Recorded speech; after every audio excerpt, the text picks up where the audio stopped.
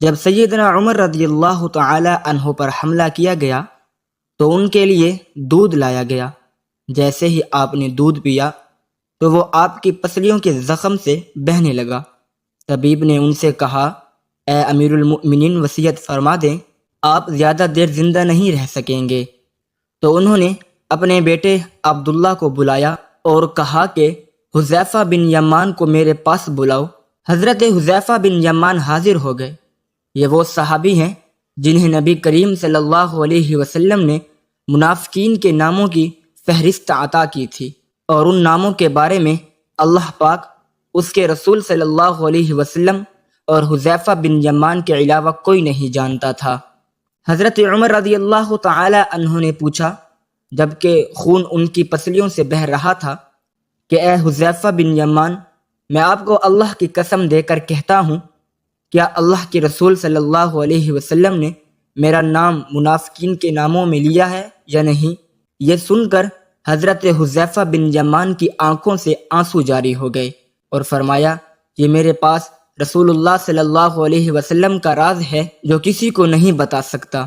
آپ نے پھر پوچھا، خدا کے لیے مجھے اتنا بتا دیں، اللہ کے رسول صلی اللہ علیہ وسلم نے میرا نام شامل کیا ہے یا نہیں؟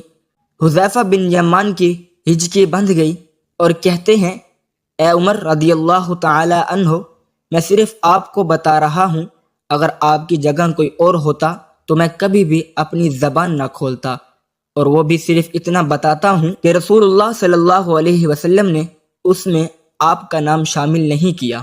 حضرت عمر رضی اللہ تعالی عنہ نے اپنے بیٹے عبداللہ سے کہا کہ دنیا میں میرے لیے ایک چیز باقی رہ گئی ہے۔ حضرت عبداللہ نے پوچھا، وہ کیا ہے ابا جان؟ حضرت عمر رضی اللہ تعالی عنہ نے فرمایا، بیٹا، میں جوار رسول صلی اللہ علیہ وسلم میں دفن ہونا چاہتا ہوں، لہذا ام المؤمنین حضرت عائشہ رضی اللہ تعالی عنہا کے پاس جاؤ، ان سے یہ مت کہنا کہ امیر المؤمنین عمر، بلکہ کہنا کہ کیا آپ عمر کو اپنے ساتھیوں کے قدموں میں دفن ہونے کی اجازت دیتی ہیں، کیونکہ آپ اس گھر کی مالکن ہیں؟ تو ام المؤمنین نے جواب دیا کہ یہ جگہ تو میں نے اپنے لیے تیار کر رکھی تھی، لیکن آج میں اسے عمر کے لیے ترک کرتی ہوں۔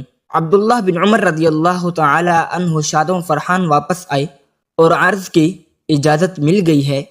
عبداللہ بن عمر رضی اللہ تعالی عنہ نے دیکھا کہ حضرت عمر رضی اللہ تعالی عنہ کا رخسار مٹی پر پڑا ہے، تو انہوں نے آپ کا چہرہ اٹھا کر اپنی گود میں لیا۔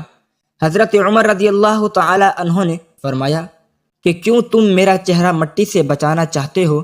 عبداللہ بن عمر رضی اللہ تعالی عنہ نے کہا، ابا جان، لیکن حضرت عمر رضی اللہ تعالی عنہ نے بات کاٹنے ہوئے فرمایا کہ اپنے باپ کا چہرہ مٹی سے لگنے دو، بربادی ہے عمر کے لیے اگر کل اللہ پاک نے اسے نہ بخشا۔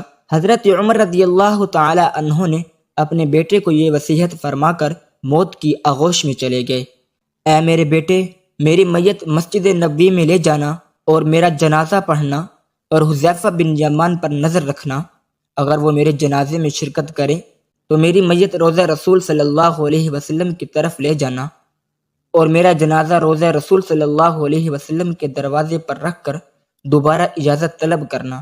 اے ام المؤمنین، آپ کا بیٹا عمر، یہ مت کہنا کہ امیر المؤمنین، ہو سکتا ہے میری زندگی میں مجھ سے حیا کی وجہ سے اجازت دی گئی ہو، اگر اجازت محمد فرما دیں تو دفن کرنا، ورنہ مجھے مسلمانوں کے قبرستان میں دفن کر دینا۔ عبداللہ بن عمر رضی اللہ تعالی عنہ کی نظریں حذیفہ بن یمان پر تھی۔ وہ کہتے ہیں کہ میں نے حذیفہ بن یمان کو ابا جان کی نماز جنازے پر دیکھ کر بہت خوش ہوا، اور ہم جنازہ لے کر روضہ رسول صلی اللہ علیہ وسلم کی طرف چلے گئے۔ دروازے پر کھڑے ہو کر میں نے کہا، اے ہماری ماں، آپ کا بیٹا عمر دروازے پر ہے، کیا آپ تدفین کے لیے اجازت دیتی ہیں؟ ام المؤمنین نے جواب دیا، مرحبا یا عمر، عمر کو اپنے ساتھیوں کے ساتھ دفن ہونے پر مبارک ہو۔ ام المؤمنین اپنی چادر سمیٹی اور روضہ رسول صلی اللہ علیہ وسلم سے باہر نکل آئیں۔ اللہ پاک راضی ہو، حضرت عمر رضی اللہ تعالی عنہ سے زمین کا چپا چپا جن کی عدل کی گواہی دیتا ہے، جن کی موت سے اسلام یتیم ہو گیا، جن کو اللہ کے رسول صلی اللہ علیہ وسلم نے زندگی میں جنت کی خوشخبری دی ہو، پھر بھی اللہ کے سامنے حساب دی ہے، اتنا خوف ہمارا کیا بنے گا؟